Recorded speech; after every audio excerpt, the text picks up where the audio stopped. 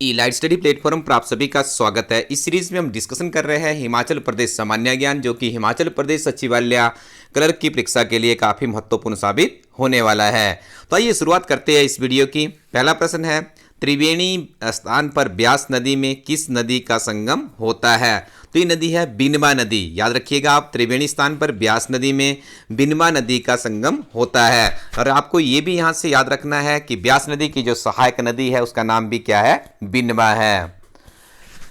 कुनाहा खड्ड की सहायक नदियां कौन सी है? तो जो कुनाहा खड्ड है उसकी सहायक नदियों में सम्मिलित है गसोती, हचली और सुकराला। कुनाहा खड्ड के किनारे किस ऋषि का मंदिर है? देखिए काफी सुप्रसिद्ध है, मार्कंडेय ऋषि। तो जो कुनाहा खड्ड है उनके किनारे इनका मंदिर भी बनाया गया है। पंडोह बांध 14 किलोमीटर किस नदी पर है? देखिए पंडोह जो बांध है एक कृत्रिम बांध है जिसे ब्यास नदी पर बनाया गया है। और इसकी लंबाई कितनी है? इसकी लंबाई 14 किलोमीटर है। और हिमाचल प्रदेश का जो सबसे बड़ी कृत्रिम आर्टिफिशियल जो लेक है वो गोविंद सागर है, जो कि बिलासपुर जिला में स्थित है।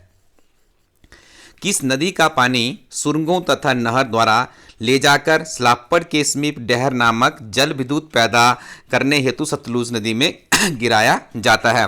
देखिए आपको बता दें, ये कंसेप्ट आपको समझना यहाँ पर बहुत ही महत्वपूर्ण है। देखिए जो आपकी ब्यास नदी है, ब्यास नदी आपकी रोहतांग दर्रे से निकलती हुई कुल्लू जिले से आगे बढ़ती हुई मंडी के बजौरा में, बजौरा के बाद फिर पंडोह बांध में, देखो पंडोह बांध तक को पहुँच जाती है।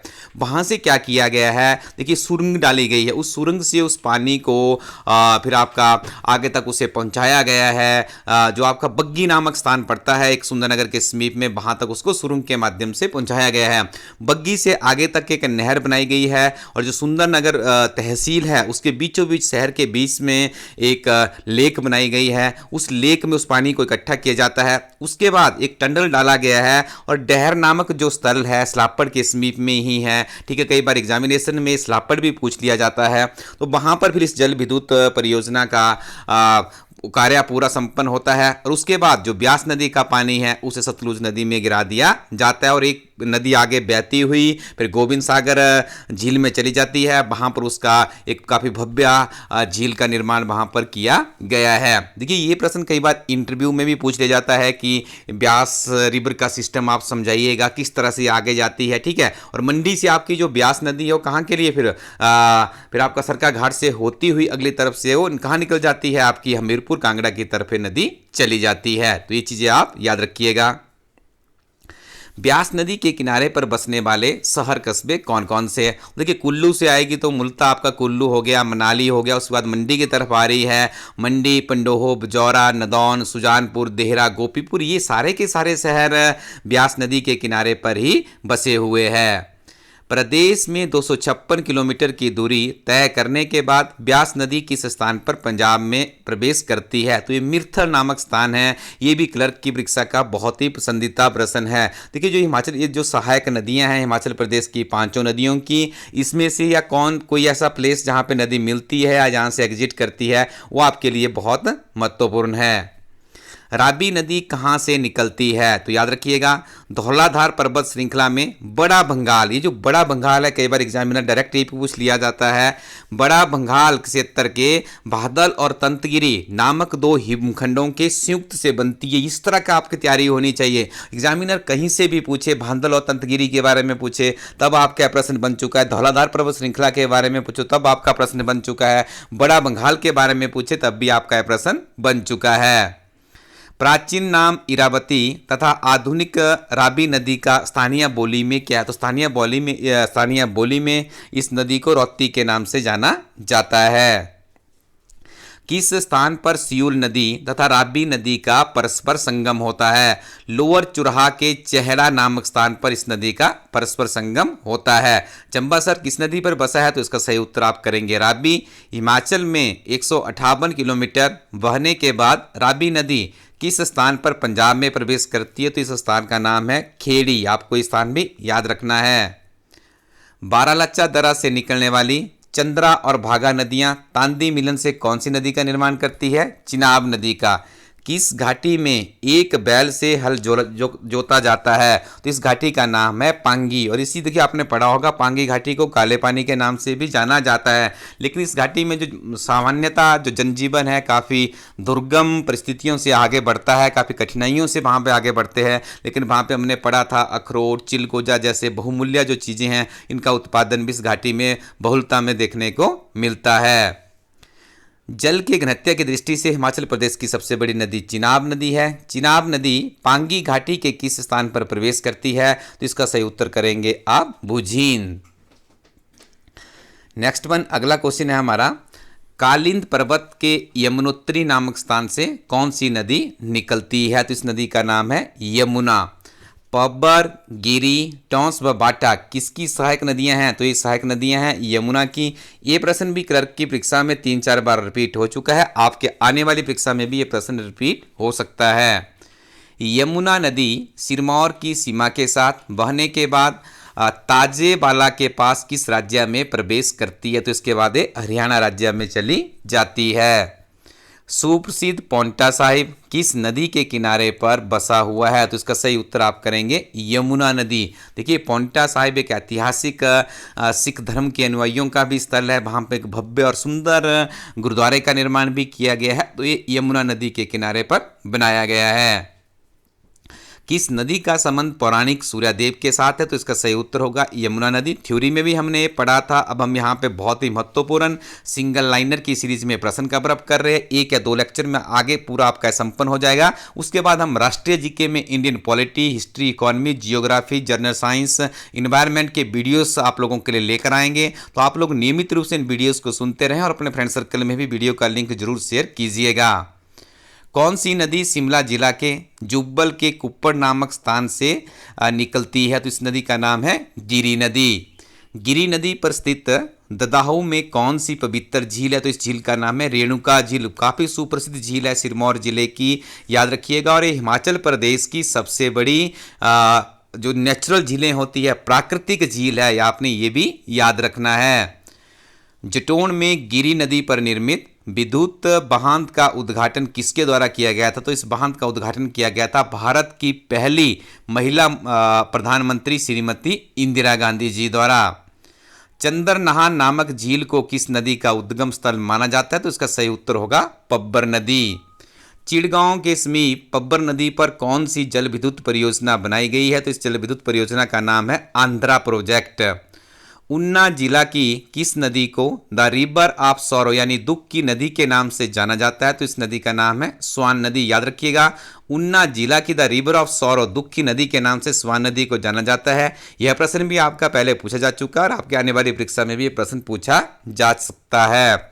पतीस अमलतास रतन जोत क्या है? This is very important. देखिए ये एचएस अलाइड और नायब तहसीलदार की परीक्षा का फेवरेट प्रश्न है।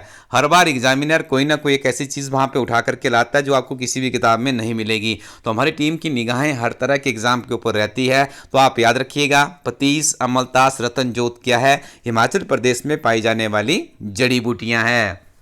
महासीर, नाऊ, कतला, ट्राउट, कॉर्प आदि किसमें किसकी है? तो देखिए महासिर से और ट्राउट से तो हम इसको पहचान नहीं सकते हैं। यदि आपको कुछ भी पता नहीं है, ट्राउट शब्द है, तब भी आपको पता लग चुका है कि क्या है, मछली से संबंधित है। सिंगनी मिंगनी क्या है? देखिए आपको 4 ऑप्शन एग्जामिनर देगा, जड़ी बूटी है या किसी नदी का नाम है, पर्वत का नाम है या कोई आपका एक बहुमूल्य खाद्य पदार्थ है, कुछ इस तरह से पूछा जा सकता है। ये प्रश्न पहले एचएस की परीक्षा में पूछा जा चुका है। तो क्लर्क में भी देखिए जो पुराने एचएस के प्रश्न हैं, अलाइड के हैं, एनटी के हैं, वो आपके क्लर्क में पूछेगा एग्जामिनर। अब क्योंकि उन प्रश्नों का थोड़ा सा स्टैंडर्ड बिलो हो चुका है, तो आप अपनी तैयारी को इस तरह से कीजिएगा और कोशिश कीजिए जितने भी आपको प्रीवियस पेपर मिलते हैं उनका नियमित रूप से अध्ययन कीजिएगा।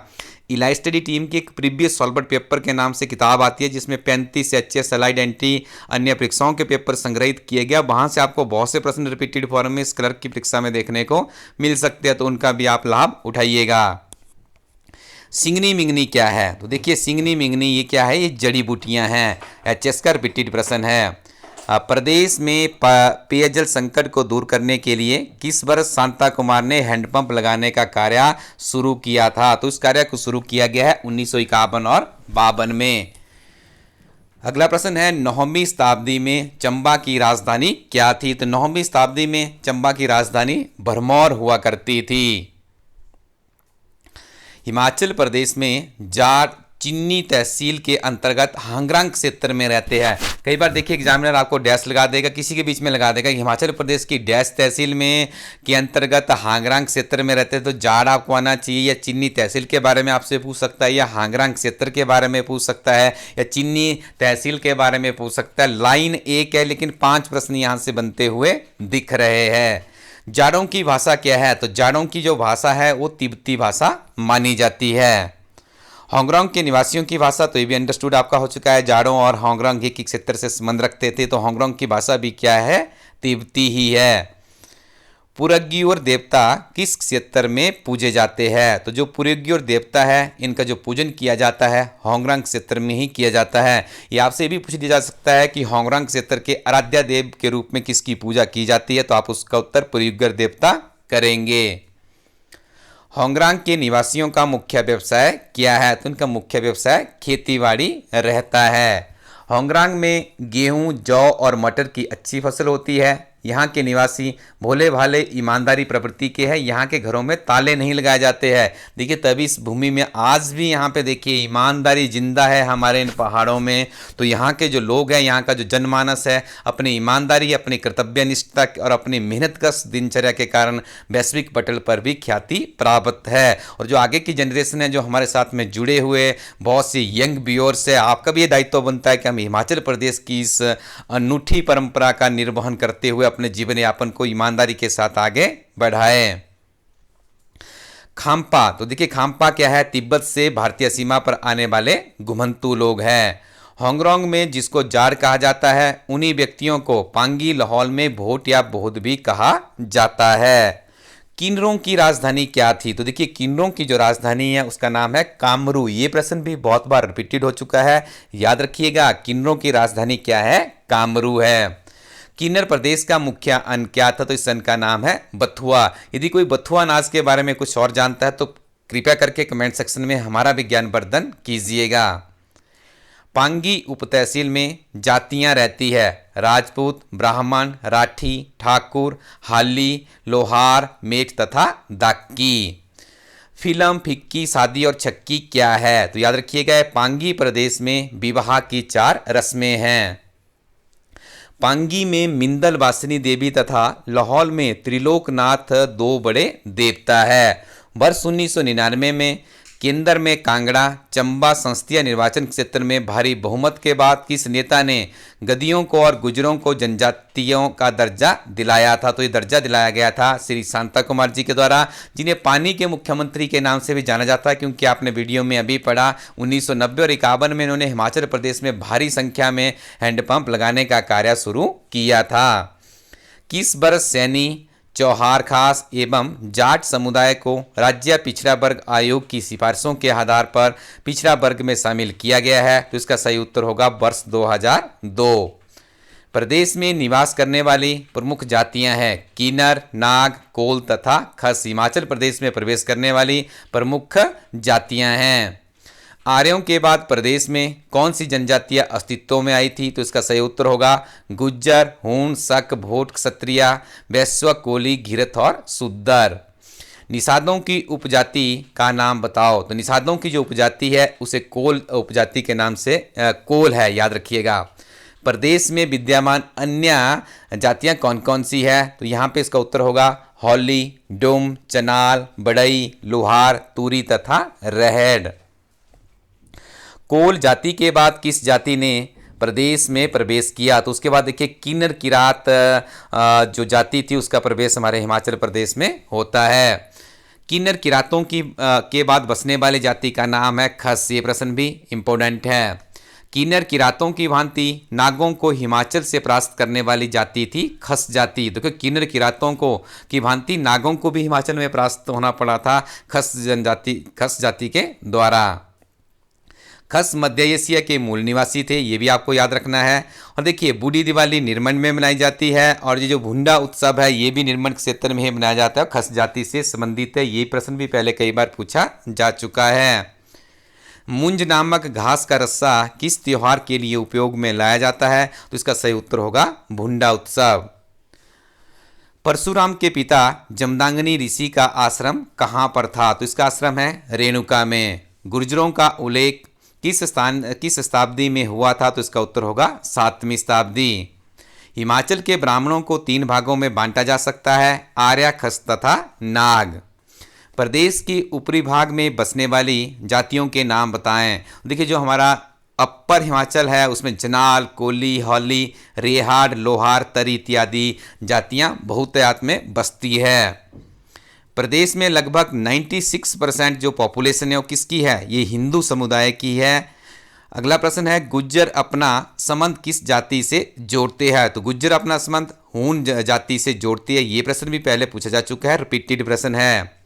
डियाठू या रेजुआ क्या है? देखिए सित्रियों के वस्त्र है। ये जो डियाठू है ये प्रश्न एचएस में पूछा गया था कि डियाठू क्या है, तो वहाँ पे उसका ऑप्शन में था सित्रियों का वस्त्र है, आभूषण है या कुछ और था। तो इस तरह से ये प्रश्न भी देखिए रिपीटेड प्रश्न है। छोटी से बड़ी परीक्षाओं के लिए ये प्रश्न आपके लिए महत्वपूर्ण है। पुरुषों के पहाड़ी लिबास में बुशहरी टोपी पर क्या लगाया जाता है? तो मोनाल पक्षी का पंख यहाँ पे लगाने की परंपरा देखने को मिलती है। मुर्की, तिल्ली, कांटे, बालियां, गोलाकार चक्कर, बालू, चूड़े, हार, झुमके, नथ, टीक, पायल क्या है? तो ये देखिए औरतों द्वारा पहने जाने वाले आभूषण है। देखिए ये सीरीज़ आपके लिए बहुत ही महत्वपूर्ण है। अगली सीरीज़ में हम नेशनल जीके के ऊपर जाएंगे, तो आप अच्छे से इन वीडियोस को सुनते रहिएगा। और यहाँ पे आप अपनी स्क्रीन पे एक वेबसाइट का एड्रेस देख रहे हैं www.elitestudyco.in। इस वेबसाइट को विजिट कीजिएगा। बहुत ही महत्वपूर्ण किताबें यहाँ पे आपको मिलेगी, ऐसी किताबें जिनको जो तैयार करने वाली टीम है उन्होंने खुद उस तरह के एग्जाम को क्वालिफाई किया है। हिमाचल प्रदेश सचिवालय की लेटेस्ट अपडेटेड किताब यहाँ पर अवेलेबल है। उस किताब के साथ में अपनी तैयारी को आगे बढ़ाइएगा। इसके साथ में पिछले 6 महीने के करंट अफेयर्स, हिमाचल प्रदेश तथा केंद्र सरकार का बजट इकोनॉमिक सर्वे का सारांश संक्षिप्त नोट्स के फॉर्म में भी वहां पे अध्ययन सामग्री अवेलेबल है। आप इन किताबों को सीधे इस वेबसाइट से ऑर्डर करेंगे, इंडियन पोस्टल सर्विसेज के माध्यम से किताबें आपके घर पहुंच जाएगी। नियमित रूप से आप पढ़ते रहें और आगे बढ़ते रहें। Thank you very much. Keep watching elite study YouTube channel.